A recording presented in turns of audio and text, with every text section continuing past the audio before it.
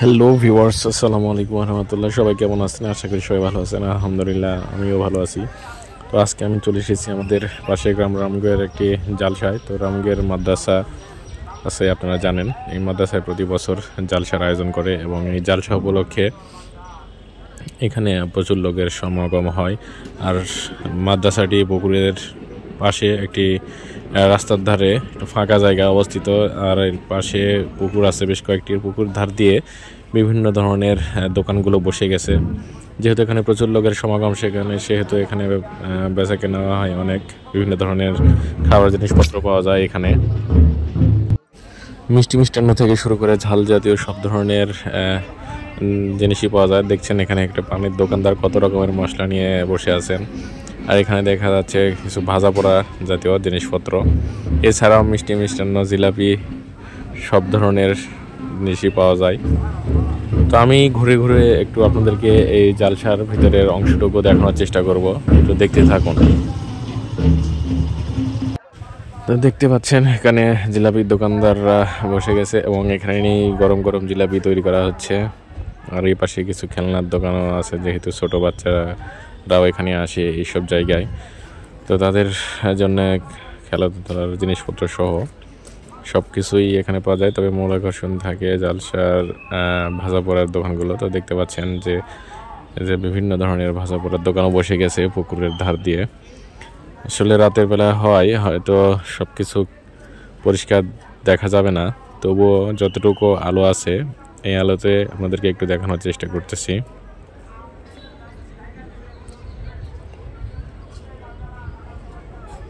এটি একটি 12 ভাজার দোকান এবং এখানে আলুর পাপড় সহ বিভিন্ন ধরনের বাদাম, তিল খাঁচা সব কিছুই পাওয়া যায় এই দোকানে।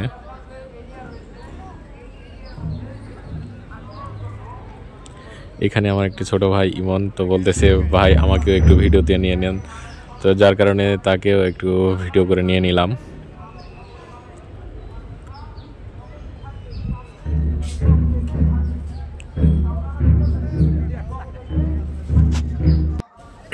তো আমরা পুকুরের ধার দিয়ে এই সবগুলো দোকানগুলো আপনাদেরকে দেখানোর চেষ্টা করতেছি।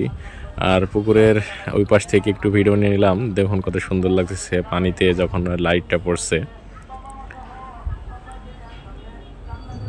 এখানে দেখছি এক চাচা পাঁপড়গুলো ভাজতেছে। তো ওখান থেকে একটু খেয়ে ট্রাই করলাম। আসলে এই পাঁপড়গুলো সবসময় পাওয়া যায় না, এরকম জালসা বা মেলায় গেলেই পাওয়া যায় শুধুমাত্র। এই যে দূর থেকে দেখা যাচ্ছে এটি হচ্ছে জালসার গেট। তো আমরা আস্তে আস্তে জালসার গেটের দিকে যাব এবং জালসার ভিতরে কি অবস্থা, কতটুকু মানুষ আছে, কি পরিবেশ একটু আপনাদেরকে দেখানোর চেষ্টা করব।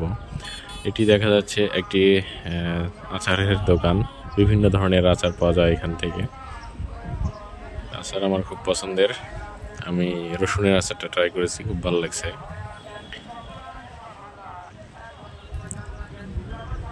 যে এখানে দেখা যাচ্ছে পান নিয়ে বসে আছে। যেহেতু গ্রাম অঞ্চল, প্রায় বেশিরভাগ লোকজন পান খায়, এই জন্য পান এবং চায়ের দোকান থাকবে, এটাই স্বাভাবিক। তো এই হচ্ছে ভিতরের দিকের অংশ।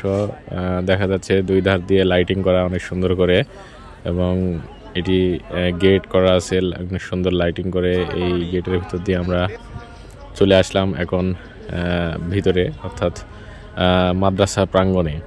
এখানে দেখা যাচ্ছে যে আম গাছগুলো দেখা যাচ্ছে, তার পাশেই জালসার মঞ্চ করা হয়েছে এবং বাম পাশে রয়েছে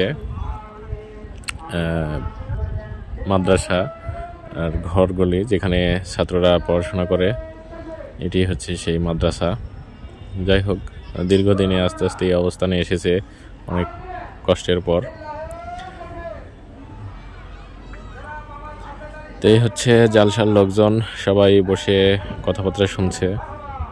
আর পাশে কিছু লোকজন জালসায় মাদ্রাসার উন্নতির জন্য দান করতেছে।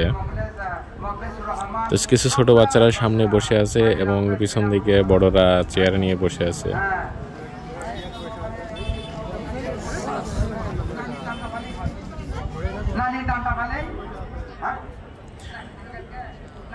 আসলে গ্রামের মসজিদ বা মাদ্রাসা জালসাগুলোই করা হয় উন্নতির লক্ষ্যে, অর্থাৎ মানুষ দান খয়রাত করবে এবং সেই টাকা দিয়ে মসজিদ বা মাদ্রাসা যে যেন উন্নয়ন হয় সেই জন্যই এই আয়োজন করা হয়ে থাকে। তো প্রতি বছরই গ্রাম অঞ্চলের বিভিন্ন মসজিদ মাদ্রাসায় এইসব কথাবার্তা বলা হয়ে থাকে। তো ধন্যবাদ যারা সবাই এতক্ষণ সাথে ছিলেন।